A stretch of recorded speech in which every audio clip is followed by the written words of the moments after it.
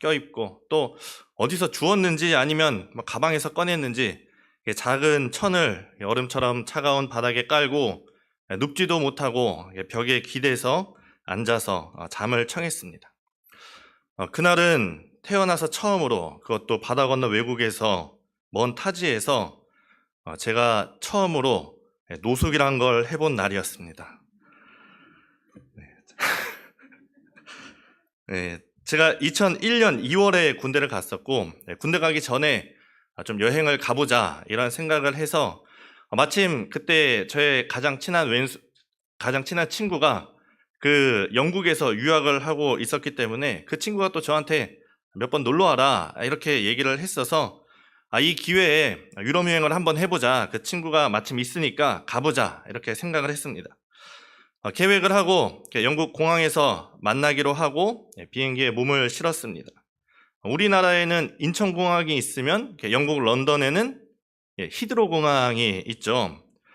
그렇게 가방 하나 메고 또 캐리어 하나 끌고 영국 히드로 공항에 내렸습니다. 그런데 어떻게 된 일일까요? 심사대를 지나고 빠져나왔는데 아무리 찾아도 아무리 기다려도 친구가 보이질 않는 겁니다.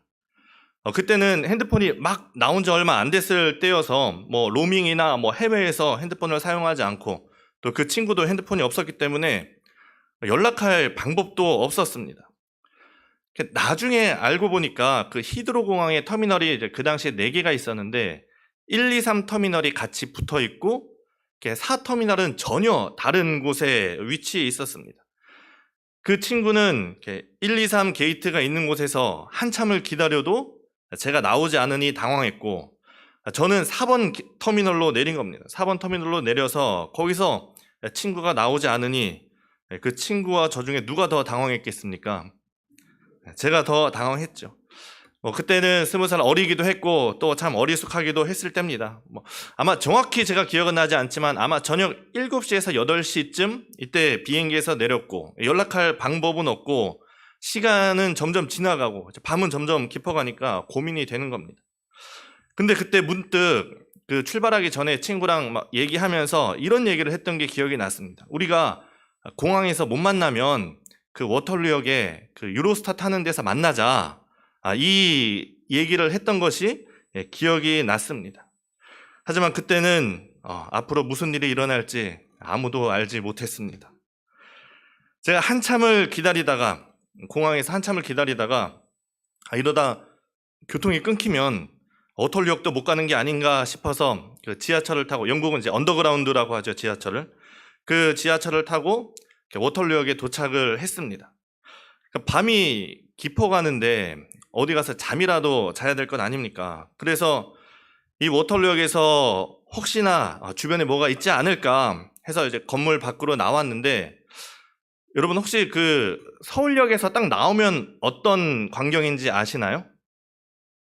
그냥 제가 그 지도를 한번 찾아봤는데 저렇게 돼 있습니다. 그냥 도로랑 어떤 큰 빌딩들만 보이는데 굉장히 좀 비슷한 느낌입니다.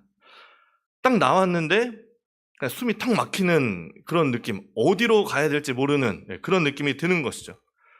무서워서 다시 역으로 들어왔습니다. 친구랑 연락할 방법이 없는데 어찌어찌 공중전화에서 이제 한국으로 저희 부모님께 전화를 해서 부모님도 통화를 하고, 그 친구도 기다리다 안 되니 그 친구는 그 약속도 잊어버리고 숙소로 들어갔습니다.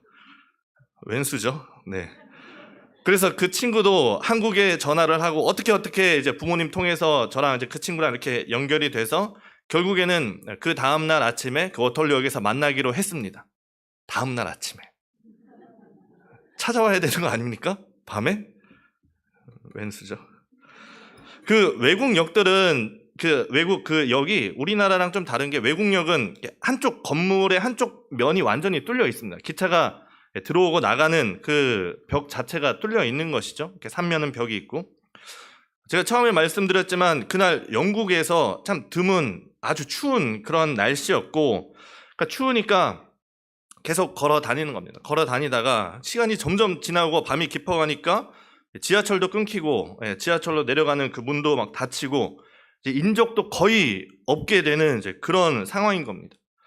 이게 잠은 자야 될 것 같고 졸리기도 한데 또 여기에 왜 이렇게 CCTV가 많은지 눈치가 보이는 겁니다. 그러다가 그 막 CCTV를 피해서 어디 잘 데가 없을까 해서 찾은 곳이 계단 내려가다 보면 계단 내려가다가 이렇게 조금 가다 다시 계단 내려가는 이제 그런 데가 있지 않습니까?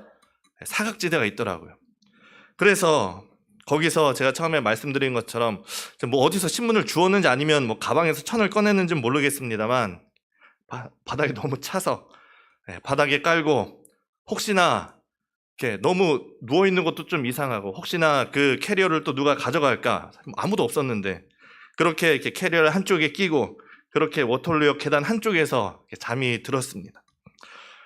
참 그것도 날이 워낙 춥다 보니까 오래 자지도 못하고 막 깨고 자고 깨고 자고를 이렇게 반복하다가 너무 추우니까 얼마나 잤는지 모르겠습니다. 이제 일어나서 또 추우니까 걸어 다니는 거죠. 그날따라 이렇게 밤이 매우 이렇게 길었습니다. 그러다가 뭐 정확히 기억은 안 나는데 아마 한 오전 6시쯤 제가 벌써 오전 6시에 말은 하지만 밤이 꽤 길었습니다. 오전 6시쯤 되었을까요? 따뜻한 곳을 발견을 했습니다.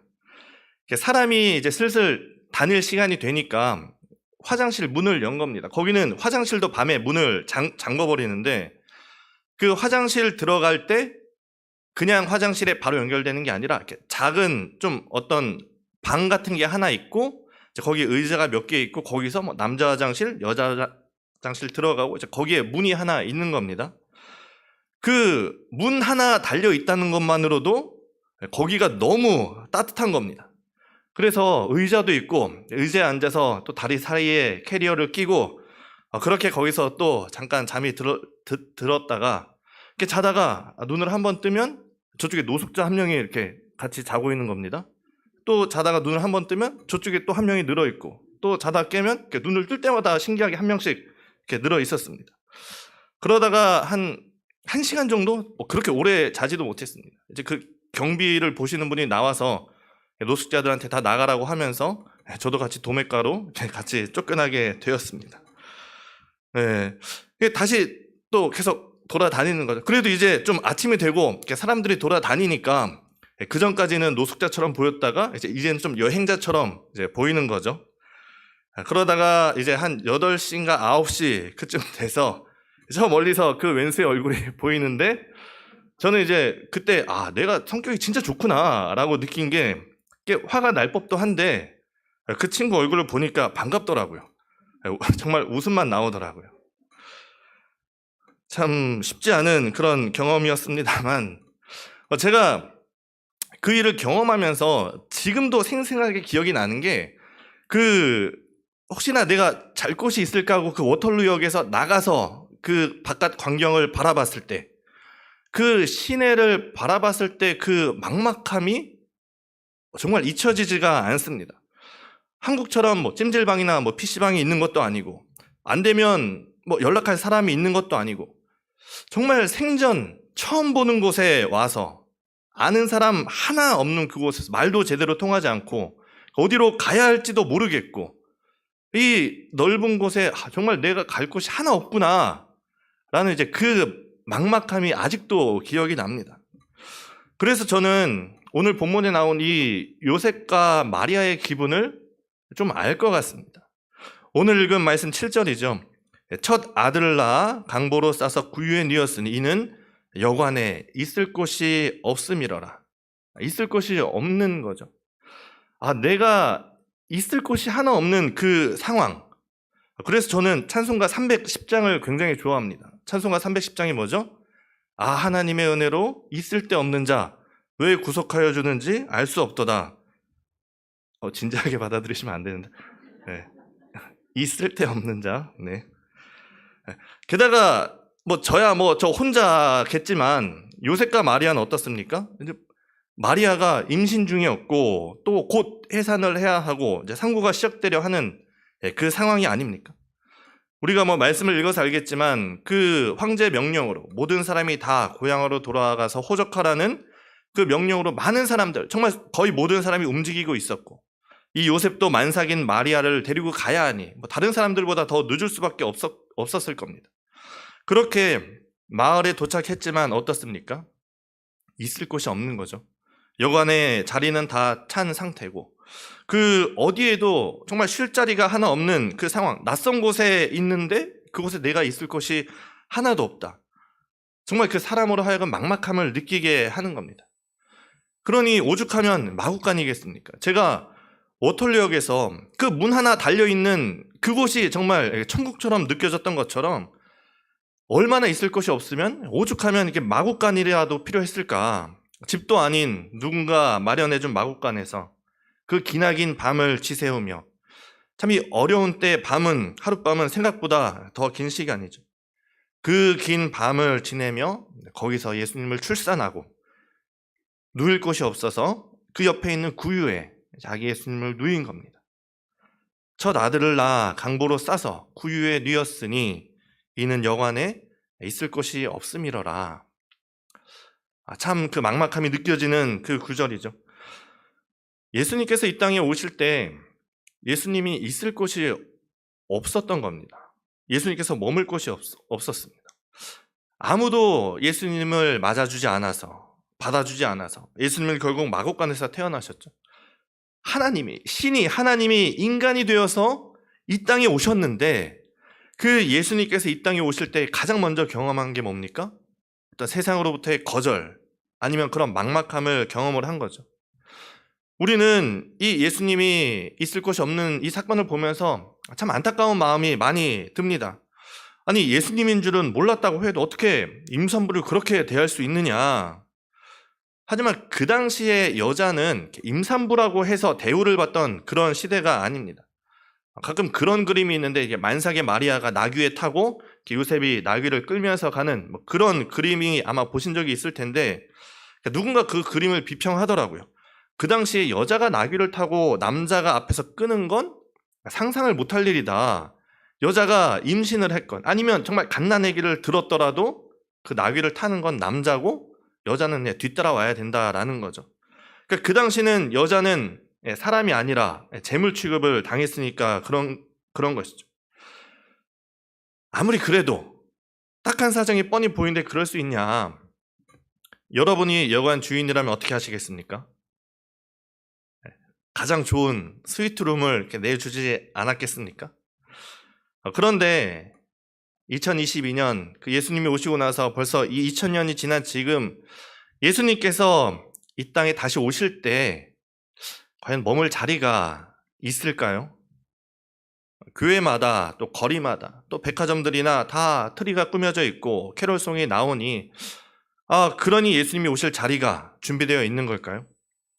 우리가 예수님을 위해서 뭔가를 준비한다고는 하는데 오히려 그 정작 준비하느라고 바빠서 내 안에 예수님이 머물 자리가 없는 건 아닐까. 저는 이 말씀을 준비한 게 다른 누군가의 이야기가 아니라 제 이야기인 겁니다.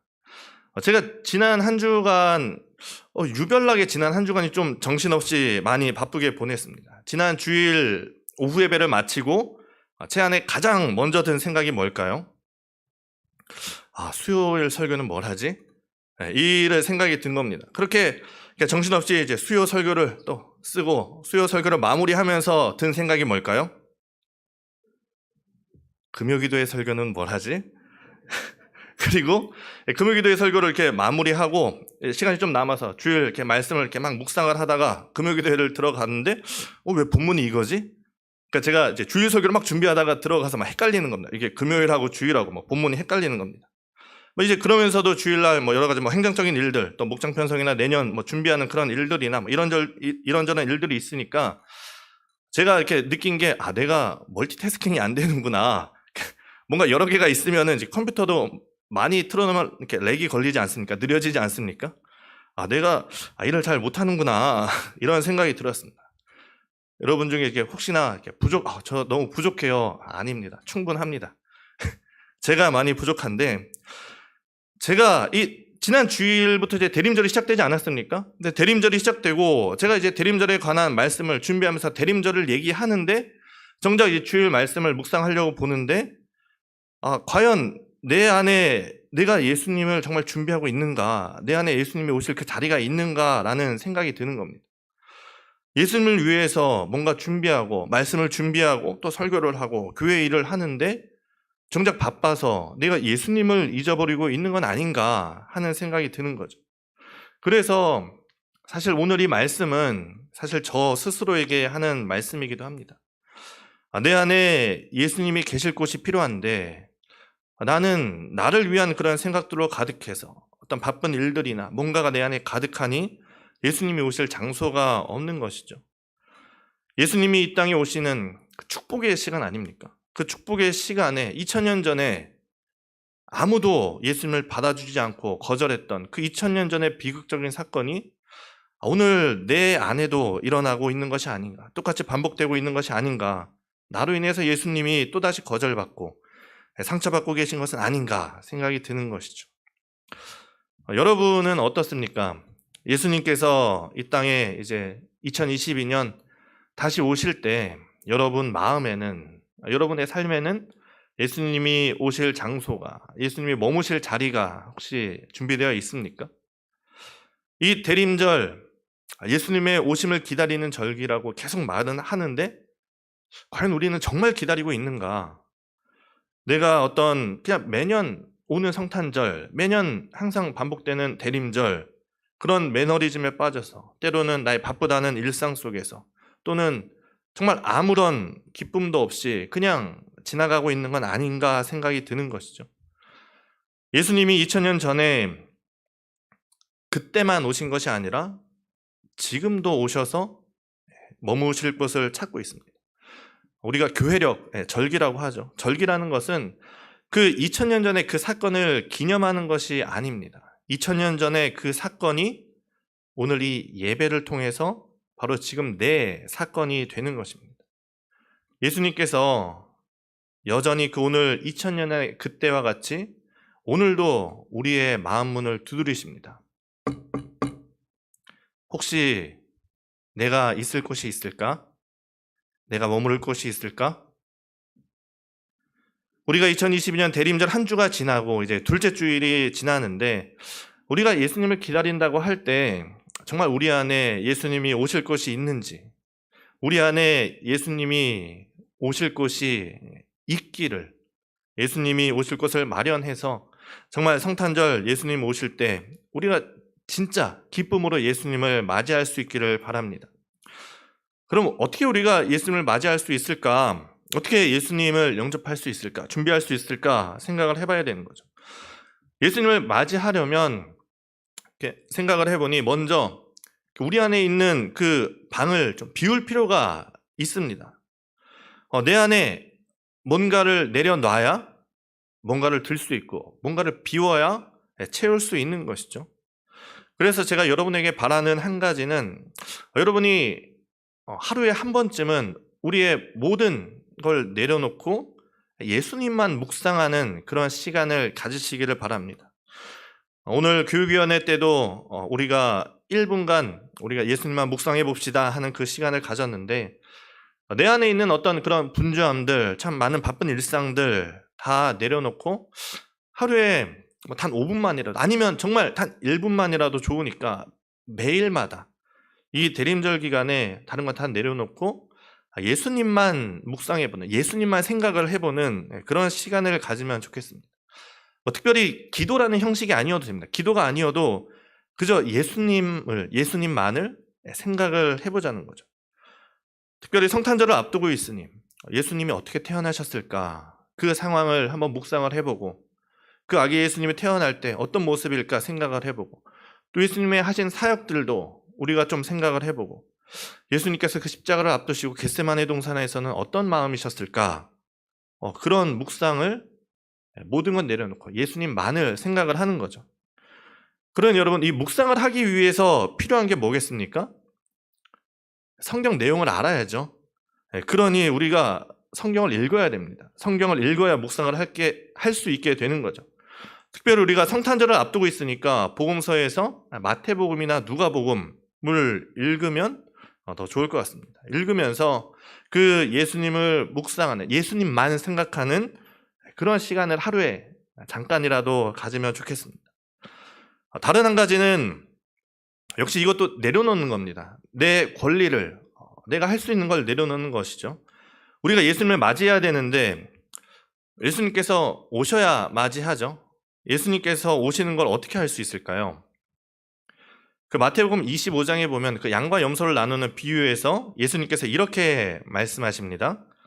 내가 줄일 때에 너희가 먹을 것을 주었고 목마를 때에 마시게 하였고 나그네 되었을 때 영접하였고 헐벗었을 때 옷을 입혔고 병들었을 때 돌보았고 옥에 갇혔을 때 와서 보았느니라.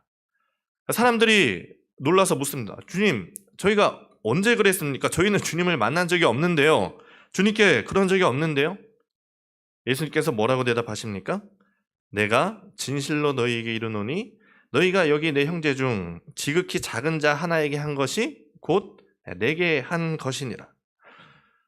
성탄절은 예수님의 오심을 기념하는 날이죠. 예수님께서 2000년 전에 낮고 천한 그 아기의 몸으로 이 땅에 오셔서 머무실 곳을 찾았습니다. 2000년이 지난 지금 2022년에도 예수님께서 분명히 이 땅에 다시 오실 겁니다. 어떤 모습으로 오겠습니까? 지극히 작은 자 하나에게 한 것이 곧 내게 한 것이니라. 분명히 그 모습으로 오실 겁니다. 그러니 내가 가진 권리, 내가 할 수 있는 것들 하나쯤 내려놓을 수 있는 것이죠. 내가 먹을 권리, 내가 뭔가를 이렇게 살 수 있는 그런 권리, 내가 평안할 권리 한번 내려놓고 그것으로 내 지극히 작은 자 하나를 돕는다면 그것이 예수님을 영접하는 것일 겁니다. 제가 여러분들에게 크게 하라는 게 아니라 제가 아까 묵상도 하루에 여러분이 20시간씩 하라 이렇게 얘기하는 게 아니죠. 한 5분이라도 1분이라도 작게라도 하라는 것처럼 이것도 그냥 작게라도 한 가지라도 한 번이라도 실천을 하면 좋겠습니다. 금식을 해도 좋지만 금식이 아니어도 좋습니다. 그냥 밥 먹고 커피 한 잔 마시는 거, 한 번 커피 안 마시면 요새 밥값이 커피값입니다만 이제 그런 것들을 통해서 우리가 정말 작게라도 내가 하나를 내려놓고 하나를 비우고 예수님을 위한 방을 마련하면 좋겠습니다. 우리가 성탄절이 되면 선물을 많이 사지 않습니까? 서로 선물을 사고 나누고 이렇게 성탄절이니까 또 특별히 나를 위한 선물도 사는데 예수님 생일인데 왜 여러분 선물을 사시죠? 예수님 선물을 사야죠. 우리가 성탄절이니까 뭔가 하나 또 이렇게 사고 싶은 마음이 있었다면 그런 것 한번 내려놓고 예수님을 위한 선물을 마련해 보는 게 어떨까 생각이 됩니다. 제 말은 비우라는 거죠. 우리 안에 있는 뭔가를 하나 내려놓고 비울 때 그곳에 예수님이 오실 방을 마련하자라는 그런 말씀입니다. 예수님께서 오늘도 오셔서 우리의 마음을 두드리십니다. 그때 혹시 내가 들어갈 곳이 있을까? 예수님께서 이 대림절 또 성탄절에 오셔서 우리의 마음을 두드릴 때 우리가 정말 기쁜 마음으로 또 우리가 기꺼이 또 준비된 모습으로 우리의 마음 문을 활짝 열어서 예수님과 함께하는 정말 예수님을 만나는 이 대림절과 성탄절이 될 수 있기를 간절히 바랍니다. 이 시간 함께 기도할 때 아까 말씀드린 것처럼 우리 잠깐 한 1, 2분 좀 예수님만 생각하는 시간을 갖겠습니다. 다른 많은 분주했던 것들 또 내 안에 많은 복잡한 마음들 다 내려놓고 예수님 한 분만 바라고 예수님 한 분만 묵상하는 한 1, 2분 그런 시간을 잠깐 가지면 좋겠습니다. 이렇게 묵상하겠습니다.